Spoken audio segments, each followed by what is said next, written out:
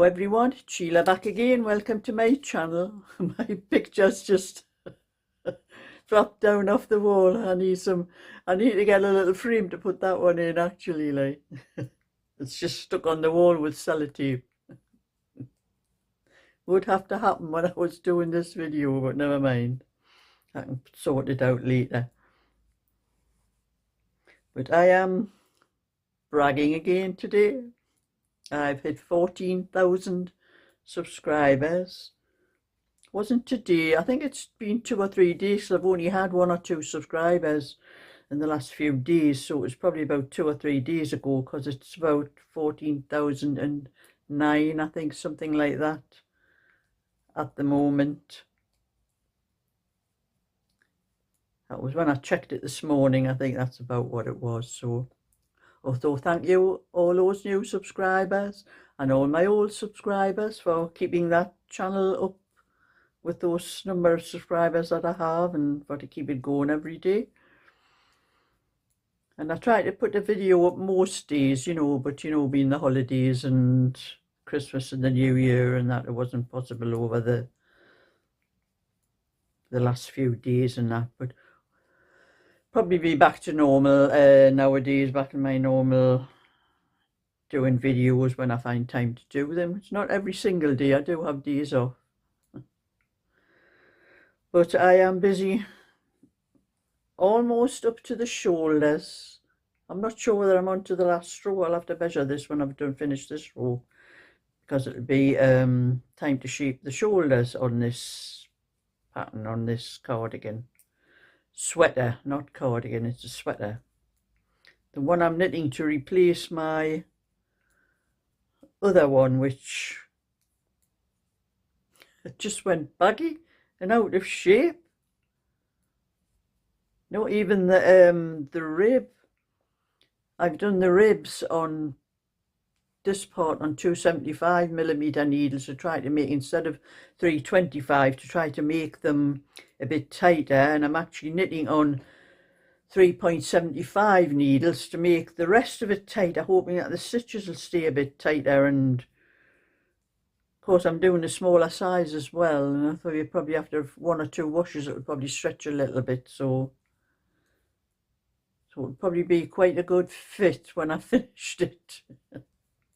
But that's the way I want it to fit, a little bit tighter so it doesn't stretch as much, because that's all wool seems to be these days. It just seems to does not keep its shape like it used to. I have lots of cardigans that's probably, some of them are about 20 years old, and they're still the same shape as when I knit them. They've never lost their shape or anything like that. But the original one I knit with this, the same wool, was premium yarn, and as far as I'm concerned, it hasn't knit like premium yarn, the way the other one stretched. I'll have to measure this before I do any more. I do put a stitch marker in there for easier to measure, instead of trying to find out where I've started the armhole shaping from.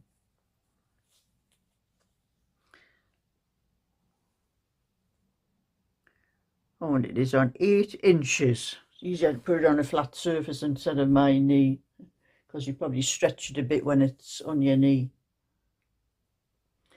Yes, it's exactly 8 inches, so I've got the shoulders to do, and then that piece will be finished, and I can start doing a bit more of the rest of it. So I'll put that down, because I don't want to do any more on that while, because I'll have to check my pattern book and work out how many stitches I've got to do for the shoulders. I'm pulling that out of there. I'll put that up there out of the way. And my other sweater, this one, I finished the back on there, and I've had trouble with this one, with the wool, because I've knit this pattern umpteen times and it's always worked out 6 stitches to the inch going across widthways. But this wool, it is majestic wool. The feel of it and everything, it's still knitted up like double knitting. But I cast on 120 stitches to do the back because I thought I'm doing a 38 to measure 40 inches instead of a 40 to 42 because I want them to come out a bit smaller so they don't stretch so much. So I worked out 120 stitches to measure the back to measure 20 inches, only this measures 22 inches. I've done a little video. I'm going to show you the little video afterwards to show you what I'm doing with it to put this right, because I have altered how many stitches I cast off for the armholes and that, and I'll explain what I'm doing in this little video to put it right. But I was so annoyed because I got sort of part of the way up, and it's hard to measure until you've done quite a bit, and I realised it was going to be far too wide. And then when I got it down and actually measured in 22 inches, it can't be right, because I'm knitting on 375mm needles on this as well. So I worked out a little square like this. I pinned it a square and then I measured it, and it was only 5 stitches to the inch. But I don't know how I'm getting 5 stitches to the inch, because it's exactly, the wool is double knitting. It's knitting up exactly like double knitting. It's not thick or anything. You get stitches like that if you're using Aran. But it wasn't working out like that. It's not, it is, the feel of it is double knitting. But anyway, I'm going to show you the little video to show you, because I did the same thing, what I'm doing with this, with the sweater I'm wearing. I had too many stitches on for the back because I looked at the wrong size when I started knitting it. And I didn't realise until I had nearly finished that I'd actually done the bigger size instead of the size I thought I was doing. I do make mistakes now and again, you know. So I did exactly the same thing with this one, but this one has stretched as well. I can show you how much this one stretched when I first knit it. It was a good fit. There was no loose, you know, no loose bits at the side. But I'm going to stand up and show you what's happened with this one. Down. You can see when I pull hold the sides have gone baggy. There's just far too much, you know. I could have done with a lot less stitches on. So I am knitting smaller sizes for myself now, and I don't care if they come out the wrong size and they don't stretch when they're washed. I'll probably just give them away, put them in a charity bag. I've got so much wool anyway. I've got plenty of wool to do whatever I want with. But I'm going to show you the little video to show you exactly what I'm doing with that one, and then I'll come back again. So this is the back of this sweater, and I didn't do what I should have done, was a swatch. But I have knitted this pattern that many times I didn't think I needed to do a swatch, because nearly every time I've knitted this pattern, small things, large things, I've always worked out 6 stitches to the inch going widthways. And it works out 7.5 rows to the inch too. But after I started knitting and I got quite a way along, you couldn't really tell at first until I got so far up the back and I could see it was coming out far too wide. And so instead of it measure, I cast on 120 stitches, which meant the back should have measured at least 20 inches, no more than 20 inches, but it actually measures 22 inches. And then I worked out a little square, so many inches. I pinned out a little square and I measured the stitches. Instead of 6 stitches to the inch, there are only 5 stitches to the inch, and 7, I think it's 7.5 or 8.5. No, it's about 8. Instead of 7.5 rows, it's 8.5 rows. So I had less rows to do, and I should have had less stitches, because it worked out 5 inches. I should have only had about 100 stitches instead of 120 stitches. So the only thing I could think, I wasn't going to pull out what I had done. So I worked out, when I cast the stitches off for the armholes, I normally cast off 6 stitches on each side, and then I think I do about 4 rows where I cast off 2 stitches, and then just one stitch, you know, decrease one stitches each end until I've got however many stitches I want. So I decided I cast off 12 stitches. So I casted off double number of stitches, and the extra 6 stitches on each side will be the 6 stitches that I cast off on the front, which I won't be doing. I'll be going straight to this part, so that this will be folded in like this when it's stitched up.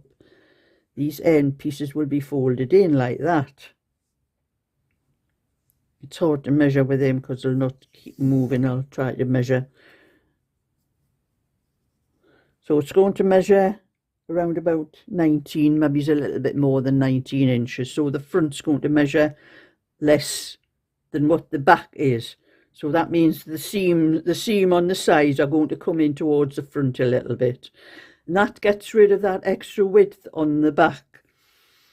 And with casting off the stitches, the double number of stitches here, I won't be casting them on the front, but I'll work the decreasing until it comes out exactly the same as the back, so it'll match the back.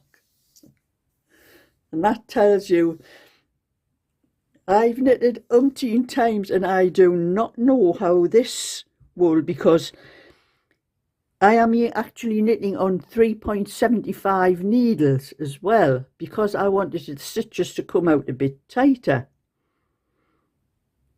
which would have meant I thought I would have had more than 6 stitches to the inch, but it didn't work out that way. And it is actually knitting up like double knitting. The feel of it is the same as double knitting. I just can't work out how this wool has worked out the way it does, but it has, and that's... Rather than pull out what I did, that's what I'm doing. So the side seams will be coming in like that. I'll have less stitches to do on the front. And that's my explanation for anyone who could make that same mistake. Make sure you measure your back properly, and if it is too big, just do what I do and do your cast off stitches for the front on the back, as well as your stitches you're casting off normally for the back.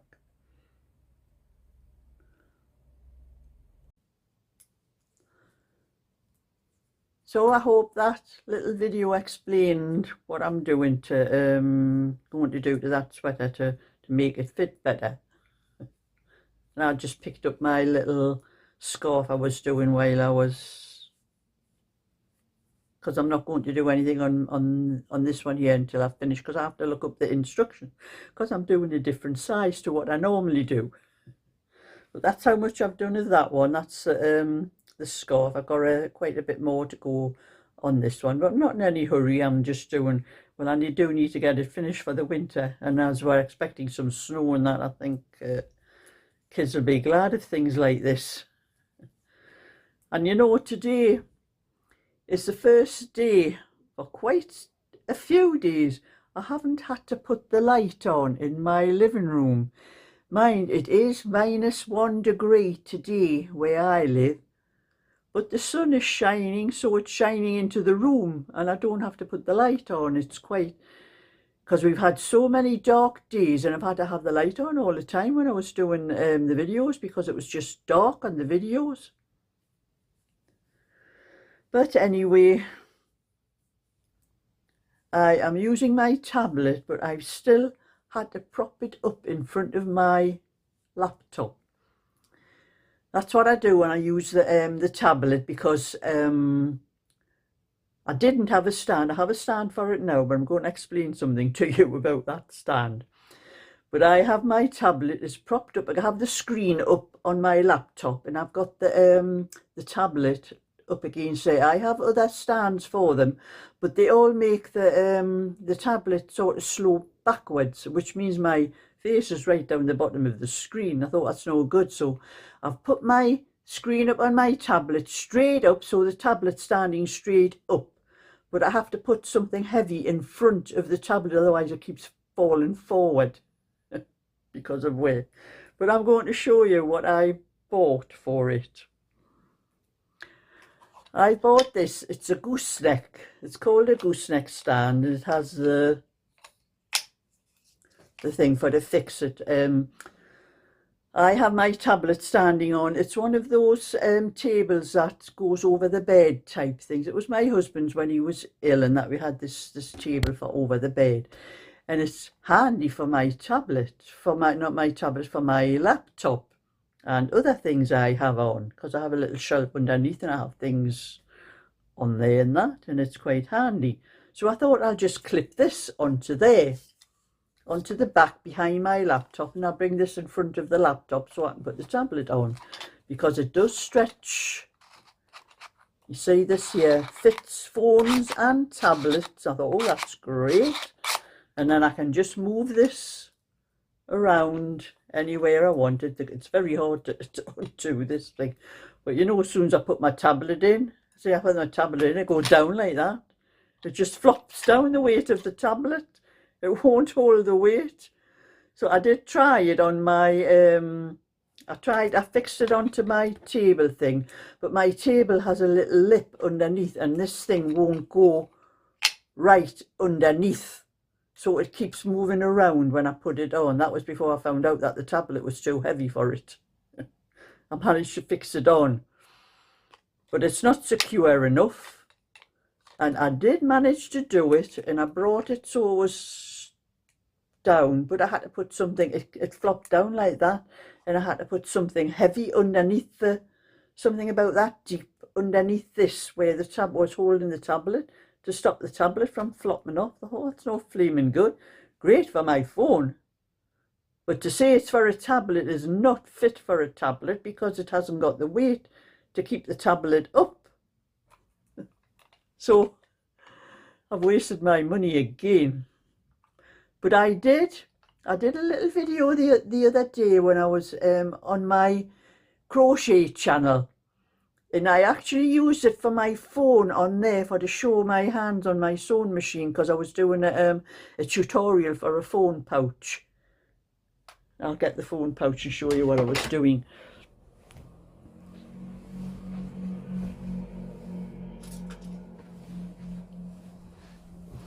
That was a little phone pouch I made. I just made it to do a tutorial to show it on the channel. Well, I had my everything set up on my table over there, and I thought, now how am I going to get my thing that it's higher up that I put my phone in, and I couldn't get it down and at the right angle for the show on the sewing machine. But this come in very handy for that. I managed to get it onto the edge of the table and bend it right down so it showed my hands going through the sewing machine.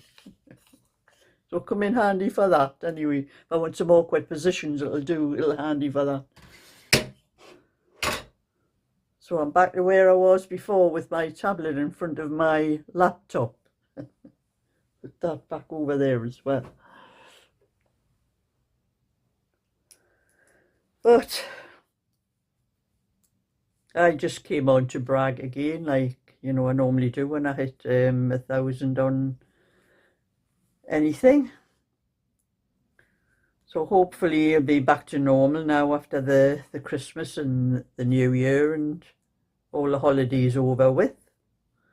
I do enjoy, you know, seeing my family. I mean, somebody made a comment on here and thought I didn't like my family, thought I couldn't care about my family and all that, but they were absolutely wrong. I'm glad of the rest afterwards, but I do enjoy when I see my family when they come, but sometimes it's lovely to see them go home as well. So that's my little bit for today. I'll show you any other things I have any other time.